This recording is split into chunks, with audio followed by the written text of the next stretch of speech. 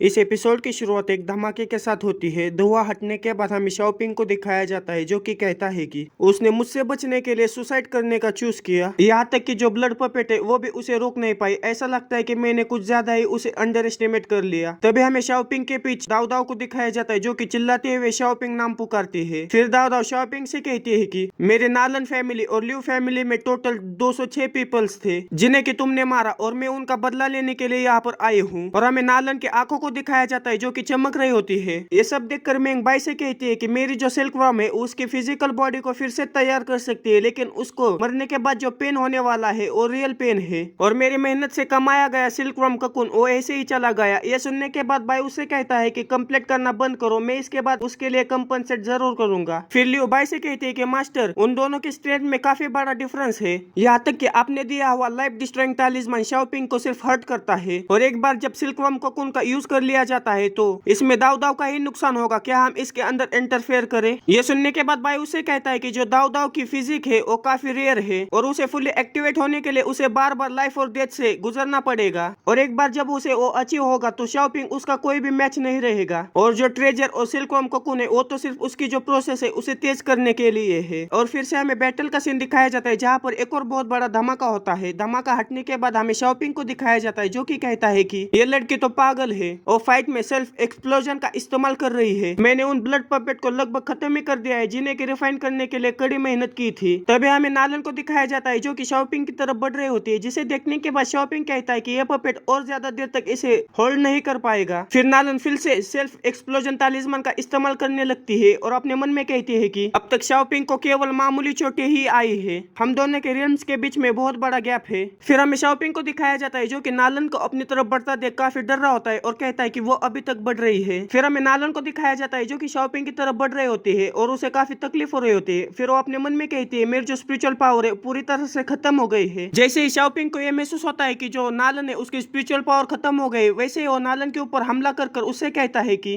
तुम्हारे पास spiritual power बिल्कुल भी नहीं बचे और तुम अभी तक टफ बनने की एक्टिंग कर रही हो, जल्दी से मेरे पास आओ। इतना कहने के बाद शाओपिंग अपने ब्लड पपेट का इस्तेमाल करते हुए नालन को अपनी तरफ खींचता है और उससे कहता है कि तुम्हारे पास के जो ट्रिक्स है वो खत्म हो गए क्या? तुम इस एबिलिटीज के साथ इस जन्म में किसी का भी बदला नहीं ले पाओगी और तो और तुम अगर दूसरा जन्म भी लेती हो तो भी कोई चांस नहीं रहेगा बदला लेने का। और मरने से पहले मैं तुम्हें कुछ बताता हूँ। फिर शाओपिंग उस ब्लड पपेट के अंदर से नालन के पिताजी की जैसे एक पपेट बनाकर नालन के सामने लेकर आता है, जिसे देखने के बाद नालन काफी हैरान हो जाती है। फिर शाओपिंग नालन से कहता है ये जो ब्लड पपेट है वो तुम्हारे फैमिली के जो लोग है उनके फ्लैश और एसेंस से बनाई गई है और तुम्हें एक्सप्लोजन के साथ खेलना पसंद है ना? इतना कहने के बाद शाओपिंग उस नालन के फादर के चेहरे को उसके सामने ब्लास्ट कर देता है, जिसे देखने के बाद नालन काफी हैरान हो जाती है। और शाओपिंग हंसते हुए कहता है कि उड़ा दिया जाना कैसा लगता है, इसका तुम मजा लो। क्या तुम एक ब्लास्ट को भी हैंडल नहीं कर सकती? यहाँ पर तो तुम्हारी पूरी फैमिली है जो कि तुम्हें ग्रीट करने के लिए इंतजार कर रही है। इतना कहने के बाद शाओपिंग नालन के फैमिली के और लोगों का चेहरा बनाकर उसके सामने लेकर आता है।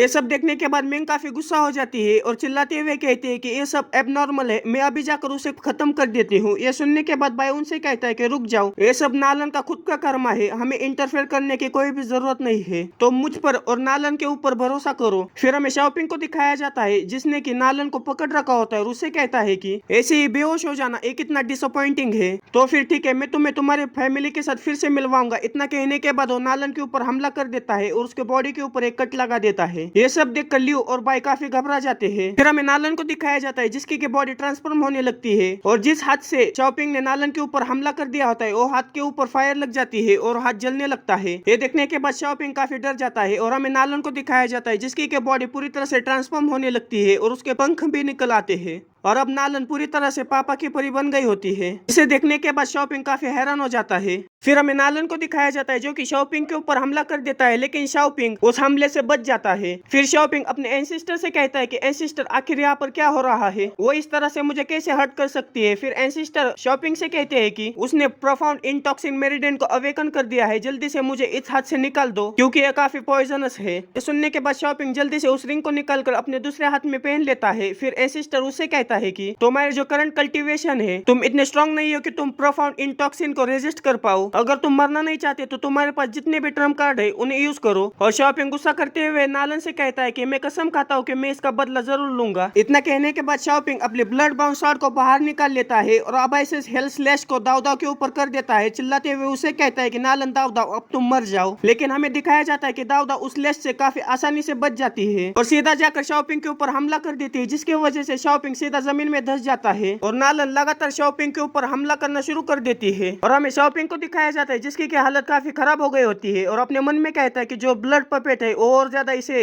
होल्ड नहीं कर पाएगा। और हमें नालन को दिखाया जाता है जो कि काफी तेजी के साथ शाओपिंग के चेहरे के ऊपर हमला करती रहती है, जिसके वजह से शाओपिंग चिल्लाते हुए कहता है कि एंसेस्टर मुझे बचाइए। फिर हमें नालन को दिखाया जाता है जो कि अपने पंखों को पूरी तरह से खोल लेती है और हाँफने लगती है। और हमें शाओपिंग को दिखाया जाता है जिसके के सर के पूरी तरह से धज्जियां उड़ा दी होती है नालन ने। तभी रिंग में से एंसेस्टर नालन से कहता है कि उसका सिर कुचलने के बावजूद तुम अभी भी सेटिस्फाई नहीं हुई। उस रिंग को देखने के बाद नालन काफी हैरान हो जाती है और फिर से काफी गुस्से में उस रिंग के ऊपर हमला करना शुरू कर देती है। फिर एंसेस्टर उसे कहते हैं कि यंगस्टर को इतना भी एरोगेंट नहीं होना चाहिए। इतना कहने के बाद एंसेस्टर नालन के ऊपर हमला कर देते हैं और उसे कहते हैं कि आपको बाद में इतनी भारी कीमत चुकानी पड़े। और नालन उस हमले से बचने के लिए पीछे खिसकने लगती है, तभी पीछे से बाय आकर उसे पकड़ लेता है और बाय से कहती है कि मास्टर मैंने ये किया है। ये सुनने के बाद बाय उसे कहता है कि तुमने काफी अच्छा किया, अब ये सब मुझ पर छोड़ दो। इतना कहने के बाद बाय नालन को ट्रीट करने लगता है और हमें सामने की तरफ का सीन दिखाया जाता है जहाँ पर उस एंसेस्टर ने शाओपिंग के बॉडी के ऊपर पूरी तरह से कब्जा कर लिया होता है